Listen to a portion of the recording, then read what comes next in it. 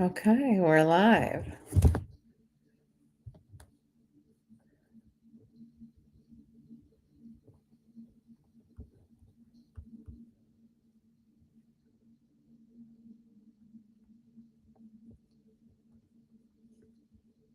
Okay, so I'm on both TikTok and YouTube.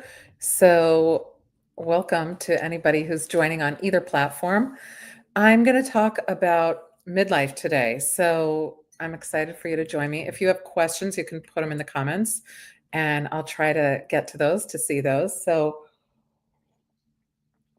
I guess let's get started. I usually come on at about 4. I'm a little bit early. Sometimes I come on a little earlier, but for the most part, I'm here almost every day. Some days I come on at a little bit of a different time, but right between 3 and 4, I'm usually coming on. And my name is Deborah Heiser. I'm an applied developmental psychologist, and I'm talking about midlife. And I'm going to be talking about some of the myths, how a lot of us think that midlife is a crisis. But I'm really excited to talk about this because I've been in the field for years now, for a few decades, and I'm also the author of The Mentorship Edge. And so a lot of this is all tied together. But anyway, let me get to the topic today. So, midlife is not your crisis. A lot of people think it is. It's your comeback. It's the best time to rewrite your story. It's the best time to start anything new, to sort of rewrite anything that you have that you might want to reframe. Midlife is the time to do it. So it's the exact moment you stop being led by all of your old expectations and you start leading with your own wisdom and purpose. I write a lot about this in Psychology Today and on my Substack called The Right Side of 40. And a lot of this that we think about with midlife is, has to do with fears or thinking that there is something negative in our future. And I talked about this already and covered our midlife fears. You can see some of those videos that I've created that are in TikTok and in on YouTube. But the main thing is to think of midlife as a time of rewriting anything you want to rewrite. It's a time of reinvention. It's a time for you to reflect and say, is there anything I've left out that I want to do that I haven't done? This is the time to say to yourself, I want to make sure that I'm leading my life the way that I want to lead it. So, if you start to reframe midlife, there are 10 myths that I'd love for you to just take a look at and see if you can debunk them. So, the first one is that midlife is decline. And most midlifers gain confidence and expertise, they don't lose it. But people often think of midlife as being tied to our physical bodies. So when we think of midlife being a physical decline, that's scary to us. That makes us think, oh no, that is not a future I want to look forward to. But if you really look at it, midlife is a series of physical decline. I need reading glasses now. Big deal. I don't mind that. Can I run as fast as I could when I was 20? No, but I also don't care about that. Most of us don't. What we do care about, though, is that we feel like we're experts in something and we get to feel like we are able to do some of the things that we couldn't do. We know who we are, these kinds of things. So we have an emotional gain at the same time that we're having, a physical decline. So the emotional part, though, is the stuff that we look forward to. Number two is that all midlifers feel lost. That's just not true. Midlifers report higher happiness and satisfaction. I always tell my students when I teach them that you might be able to outrun me, but I'm happier than you in my 50s because midlifers don't feel lost. They feel happier and more satisfied in general. This is what the reports are always saying. Number three myth to debunk is that crisis is guaranteed. I grew up thinking that midlife crisis was something that happened to everyone, that you were going to go and buy that red sports car and that you were going to really have an issue with turning 40 or even 50. But that's really just not the case. Only 10 to 20% of people really experience a crisis. And you know what? That's really pretty often temporary. And so it isn't something that we should expect. Number 4, aging kills creativity. I don't know who came up with this myth, but this has really come out there where people think that as you age, you get less creative, you get stuck in your ways, you can't think of new things, you really can't think in a broad way. But more more new creative projects and careers are launched in midlife than in any other time frame. So a lot of people do launch new careers, new creative projects, they start new endeavors. Creativity is alive and well, and midlifers have the resources to engage in these things. So this is exactly the time that people are enacting their creative sides. Number 5, the myth is that midlife is a solo journey, that it's lonely. But that's really not the case. While there is a lot of research that shows that loneliness is an epidemic, not just in the US, but in other countries, we do know that community and connection are really valued in this time of our life. So if we are connecting with others, this counts. If we're connecting with people, that is really helpful. It makes it so it's not a solo journey. Number 6 myth, career must be stable. That's just not true. Midlifers pivot all the time. They do this because they're like, hey, I can pivot. I have the opportunity to pivot. I'm going to do that. I want to change my career now. I can. I'm going to do something that maybe even takes less money because I want to do something that gives me something that I couldn't do before. This is the time when most people feel okay to be able to do that. Number 7, youth is ideal. All right. Now, come on. This is actually all over the place that everyone's chasing youth. But wisdom and self-acceptance matter more to us in midlife. Even though the ads and the media and everything else is saying otherwise, in fact, most people would choose the wisdom that they have and the self-acceptance that they have over another form of youth. That's just how it ends up being, even though it's not talked about that way all the time. Number 8, mentorship is for the young. No, absolutely not. I was founder of the Mentor Project and I was CEO for 8 years. I can tell you a lot about mentorship. I also wrote the Mentorship Edge. And I can tell you that GenX drives mentorship and legacy building. It really does. If you are Gen X, this is the generation that is really driving mentorship right now, making it so that this is one of the biggest legacy building tools that we have. And it's free and it's out there. And people are so eager to take part in this form of legacy building. It's really quite amazing. Number 9, purpose fades after 50. That is not true. I don't know why people think this. I really don't.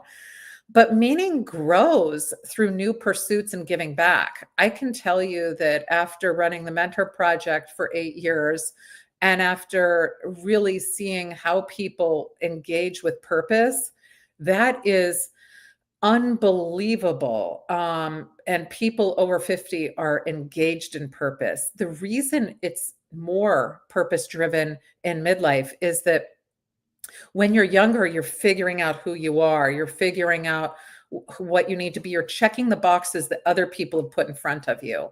You know, like go get the degree, go get a job, go do something. It's always somebody else's box that we're checking. When we're in midlife, we're checking our own boxes. This is something that when we do this, this gives us the purpose. We're picking purposeful boxes that we want to check. I want to start a new company, or I want to mentor. I want to give back in some way. I want to switch careers, whatever we want to do. That's our purpose, our box that we want to check. And that meaning grows for us. It doesn't fade after 50. Number 10, physical aging stops fun. No, it doesn't. I mean, how many people in midlife and older have you seen that have joined pickleball groups? I mean, people are out there having fun. It is not at all a time when people slow down. This is when people start to travel. They learn new things. They start to engage in new ways. It's a time when actually we're really ramping up the fun because it's our own fun. We get to pick the fun that we want to have. So, this is kind of reframing midlife and some of the myths that are out there with regard to that. There are also myths about midlife crisis that I'm hoping to debunk as well. I think that, one of the things that I really want to talk about is how midlife has a lot of things that really do need to be debunked. And hold on, I'm just checking on some. Uh, I'm just checking on some things here. Okay. All right. So I'm going to get back to the list. So this is the list about the 10 myths about midlife crisis, and you can read about this in my Psychology Today. I'm an expert contributor there. I also have the Right Side of 40 on Substack that I write about. I write about a lot of this there. And you can also find my posts on YouTube and TikTok where I also talk about these as well. So if any of these are of interest to you, you can find more of it. All right, myth number one about midlife crisis is that only men have a crisis. That for some reason was put out there that, men are going to hit 40 or 50 and off they're going to want to go getting that red car, the fancy car, and they're going to, be in this midlife crisis. They're going to want to switch jobs, get a new, young girlfriend, all of this stuff. So not true. This is a complete myth. Women reinvent careers, pursue passions. This is not a crisis time. This is a time when men and women are reinventing themselves. And that reinvention comes with it really isn't the red car and all of that. Midlife is a time when a lot of people can afford these things. But it's really a time when people are saying, I want to go do a career that I want to do. I want to go pursue a passion that I want to have. That is not a crisis in almost all cases. That is where somebody's saying, I want to check my own box. So myth number two about midlife crisis is that the crisis is reckless behavior. No, most changes that we make in midlife are thoughtful. They're about finding meaning. They're about pursuing something that we're really passionate about. It is not about being reckless. Most people would say, hey, midlife is the time that I get to do the things that I want to do. So it is not reckless behavior. Number three, always drastic changes. No, most of them are subtle shifts. A lot of it is prioritizing things differently. That's a very common one. Adding something new, taking some of the things that aren't working for you out of your life. Those are most of the things that are happening. And those are pretty subtle. They're not dramatic shifts. Number five, this is a big myth that people always think is really true, and it's not, which is that a midlife crisis is negative. So midlife change is what I'll call it, is really something that fuels transformation that people want in most cases. It is not a negative thing for people. So that is a myth. And part of that is the myth that you have to buy a sports car. If people buy a sports car, a lot of people can finally get one in midlife. And the reason they might get that is because they don't have to have kids in their car. They're not taking kids places all the time. They finally have the money for it. That's one of the reasons why, but it is not, you do not have to buy a sports car. That is just a myth. 7, divorce is inevitable. That is not true. Many strengthen their relationship in midlife. A lot of the stress is relieved, and so people will have a strengthened relationship in midlife. It is not that is just another myth. Um, Number 8 myth, it's age specific. No, any kind of existential questioning can happen at all ages. It's just that, midlife is a time where it's a very big pivotal point for us in terms of the bandwidth we have. We know who we are, we, know what we want. And so this ability to question things is something that we do. So it's not age specific, but this is something that we all look forward to. And number 9, only unhappy people have crises. No, people can look at, when I talk about crisis, I'm going to talk about change, right? And reinvention. That's not negative. When we have a shift, that is people saying, I'm going to re-examine what's working for me and what's not. Very successful people do this. This has nothing to do with being unhappy. This has nothing to do with not being successful. You can have something going great and say, I want to pivot. I want to make a change. Happens all the time. That's not a negative crisis. And finally, number 10, work ends after your midlife crisis. No, but a lot of people will say, I want to sort of switch. I want to thrive in a new career. I want to try something new. I was just talking to somebody who said, you know what? I'm so tired of my regular job. I think I want to become a writer. Oh, okay. So that's completely different from what this person is doing. But they feel like it might be a time that they can make that change. They, are feeling more secure in everything that they're doing. So that's something they can do. Now, I just want to say, I know that I just gave all these myths and, I'm giving the other side of it. A lot of us, when we are in midlife, might say, I want to shift something, but we don't do it full time. A lot of people will do it as a side hustle or as, a small passion project or something like that. It doesn't have to mean that it's a full and complete shift of whatever it is that you're doing. So that's kind of the nice thing about midlife is that we have that flexibility. We could even say, I'm going to dip my toe in something new, try it out. And if it doesn't work, I'm still good. I can stay where I am with what I'm doing. And if it ends up being that it's looking good for me, I'll go ahead and move forward with a little more of it.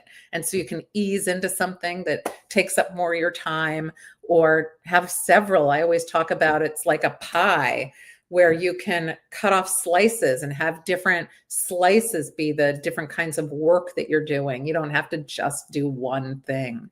And that's nice to be able to do that in midlife. So a lot of us pivot. We do new things because we feel like it's now or never. If I don't do this, I never will.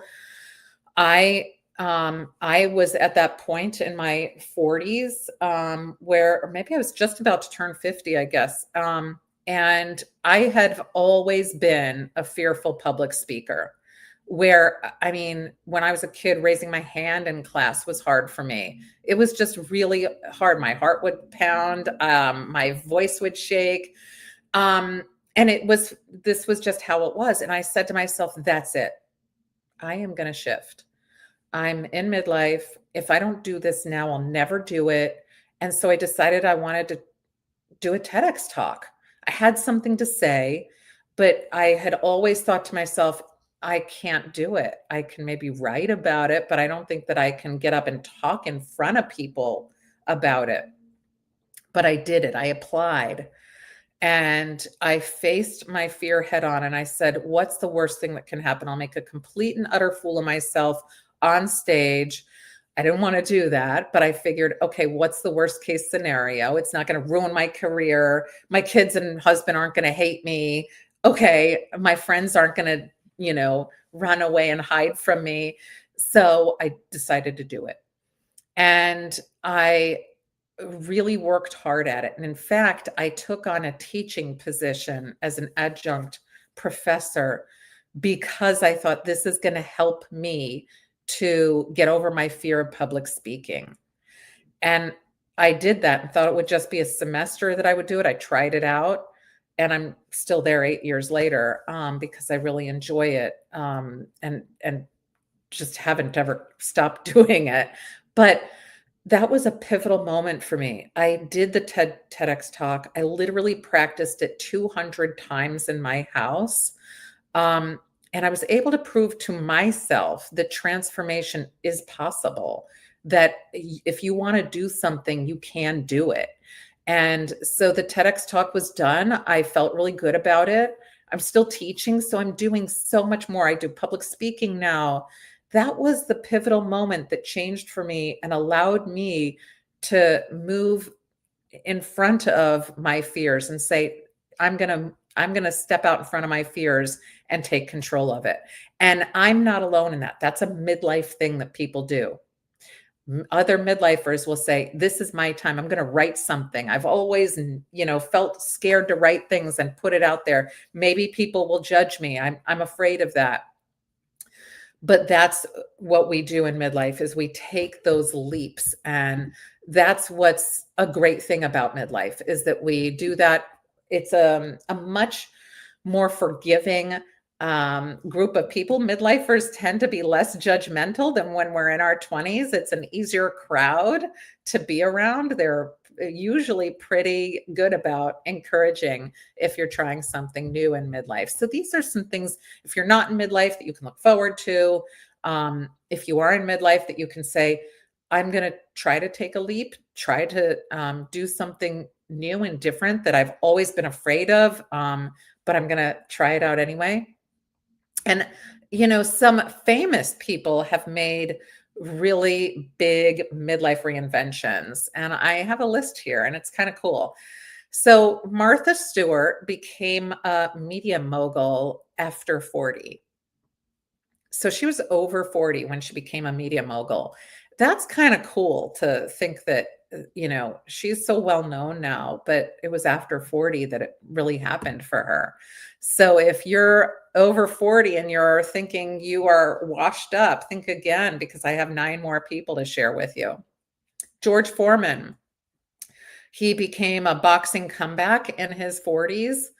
And then an entrepreneur. I used to have the George Foreman grill. I don't know if anybody else ever had that, but I had that. So he did all of that in his 40s. Vera Wang became a fashion designer, well known for what she did after 40. Julia Child published her first cookbook at 49. Ray Kroc bought McDonald's at age 52. Samuel L. Jackson landed major roles after 40. Laura Ingalls Wilder published Little House books after 65 years of age. Anybody who liked Little House on the Prairie? Gwyneth Paltrow built her wellness empire in her 40s. Valerie Bertinelli shifted from acting to hosting in her 40s.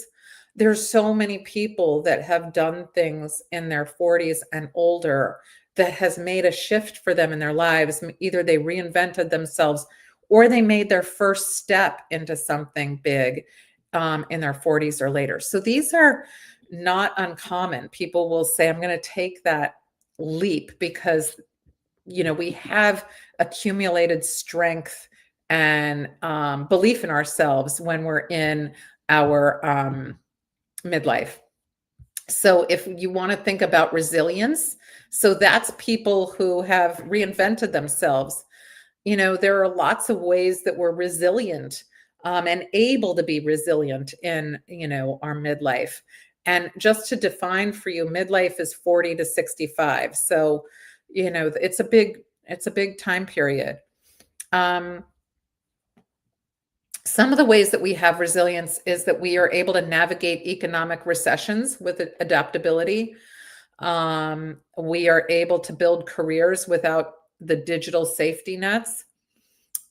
We can care for aging parents while still parenting kids. I mean, that is a burden for many, but we can do it.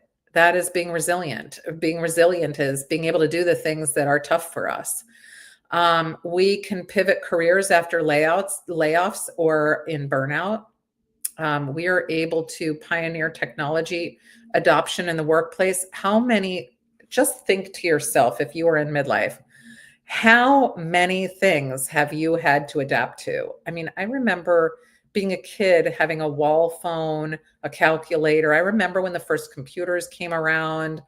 There have been so many pivots that have come about, and anybody who's in Gen X knows those pivots.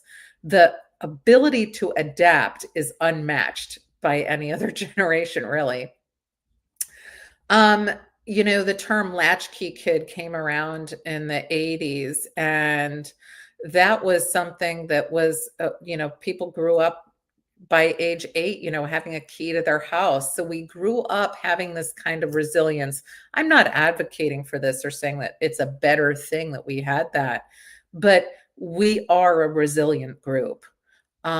People are able to rebuild after loss, after divorce. The Gen Xers are really able to do this. This is midlifers. This is resilience that we're really good at. We're really good at advocating for work-life balance and flexibility. We were the ones who said, hey, I want some work-life balance, and I want some flexibility. And we were able to get that. Um, midlifers are much better at remaining calm under stress. So you may be feeling the stress, but you're able to react to it differently than you would have in your 20s. And midlifers are really good at supporting each other through all kinds of issues like the pandemic, 9/11, any financial downturn. You'll see midlifers supporting each other. So um, we are really able to reinvent ourselves. Part of it is because we have the resilience. We're able to say to ourselves, I've adapted a million times to, new technology that's come my way. I've had to navigate for myself or make my lunches when I was a kid, whatever it was. We're good at it. We're good at being resilient because we have been through a lot of change. So if you look at, your life, if you're a midlifer and you look back to when you're a kid, your childhood looks very different from the childhood of kids right now. And that's because tech was like having a phone in your pocket was an unthought of thing in the 70s and early 80s. But now we essentially are able to have what is like a computer right in our back pocket. We have all of these things that we've adapted to. So, if you look at all the top fears that people have, like losing a job or retiring and feeling invisible, that is a common one. People feel like I don't want to be invisible. I don't want to be irrelevant. I don't want any of that. That's one of the fears that people have in midlife. But there are things that we can do about that.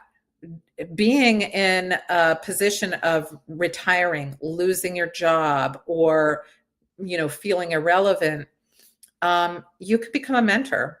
Easy enough. I mean, there are already mentoring organizations. Go to SCORE. You can go to your local library, go to Rotary, wherever it is in your local town, become an advisor. Take your experience that you have and put it into volunteer work or community leadership. That's going to give you renewed relevance. It's going to make you feel visible, being engaged in the community.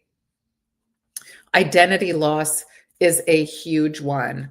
This is a big fear that people have. And, when kids leave home, I mean, people talk about this. This is the empty nest syndrome. This isn't the yippee, we have time to ourselves. This is called a syndrome. This is that because it's that big a deal. A career shift. Who am I now? This might be you retire, might be that you switch jobs. This is the who am I now phase. And that's because we are so used to living with our business card as our identity card. So we use our job title, we'll use our degree as, saying what, who we are. So a person might say, I'm a teacher, I'm a police officer, I'm a doctor, I'm a whatever. And that is how they identify. You might say, I'm a mom, and then your kids go off to college, and then you feel lost. Who am I now? So the solution to this is to use intentionality to explore all kinds of new passions. Take a class, start a project, join a new sport, reconnect with interests, and do them as much as you possibly can, because your identity grows from what you choose to do. So, and it's not from what you did before. So, I like to tell people that you don't just have one identity, you have multiple identities. You might be the person who's really great at fixing things, and you're also a person who's really great at whatever job you do, and being a parent or being a grandparent or being, a caregiver. It's endless. Our identity isn't just one thing. And so reminding ourselves of that and making sure that we're intentional in joining things and expanding our identity is very smart. Getting stuck. People have a fear of getting stuck. This is scary for a lot of people. Feeling trapped by routines. When people are doing things the same every day, it makes people feel anxious. A lot of times you can feel secure in that, but you can also feel anxious in that. So there is oftentimes a hard balance to strike, but feeling stuck, just make one small change, one tiny change. Try a new hobby, volunteer, travel, shake up your pattern just a little bit. And you will start to see new facets of yourself in this. So a change in midlife does not require a drastic shift. It can be something small. You might just add one small thing to your day that can change it a little bit. People fear aging in midlife. This is one that a lot of people will say, oh my gosh, I'm really afraid of decline. Who's going to take care of me when I'm older? What's my life going to be like? Am I going to lose my memory? All of these things, aging starts to be something very scary for people. And it's really mostly physical change that people are afraid of. And when they hear of someone in their circle getting sick or someone dying, this is another trigger. So the only thing you can really do about this is to try not to focus only on the physical aspects of age and reframe aging as gain. Okay, you're getting more happiness, you have more wisdom, you have richer relationships. You may have fewer friends, but they're closer friends, they're more meaningful friends. So prioritize learning and having new experiences, getting what you want from life, instead of saying, I'm going to stick with the same old pattern, but I'm going to be nervous about what my future is. So try to add something new. Being left behind is one that a lot of people also feel really nervous about. So watching trends, careers, friendships, moving forward. These are things that can be really scary for us, feeling like it's almost like a FOMO, fear of missing out. So we have to build intentional connections. We need to be involved in a way that allows us not to feel like we're being left out. Part of it is to say to yourself, do I really want to do this? Or do I just feel like I'm going to be missing out if I'm not doing it? A lot of times people don't want to do things, but they feel the FOMO, the feeling like they're being left behind, but they really don't want to do it. So if you're really intentional in how you think about things, a lot of the things you don't want to do, you don't really care about it. You're just stuck in feeling like, oh my gosh, others are doing it, I want it. So ask yourself, do I really want to do it? And if you really do, then go do it, because you still have time. You have the ability to go do it. So think of yourself, just a few things to think about. You are not your past. You are your possibility. You are not your past. You are your possibility. That's something to really think about. And your possibility is whatever you want it to be. So make that a mantra for yourself. Relevance grows with what I give, not with what I keep. So you are not relevant if you're standing on a pile of riches all by yourself. You are relevant by what you give. That can be your caring. That can be um, your mentorship. That can be you volunteering. That can be whatever it is. But that whatever you're giving is what makes you relevant. Every comeback begins with one small, bold step. So midlife is your opportunity for comeback. So just take one small, bold step.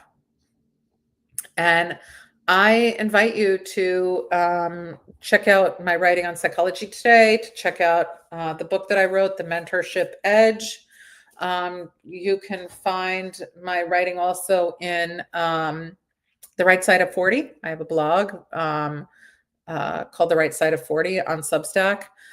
And you can find me on TikTok and YouTube and Instagram. And I am always available to answer questions. So leave me a message if you have any questions about midlife, about mentorship, about aging, any of those. I'm always delighted to talk to people about these. So again, my name is Deborah Heiser. I'm an applied developmental psychologist, and it was great to be on here with you today. Have a great day.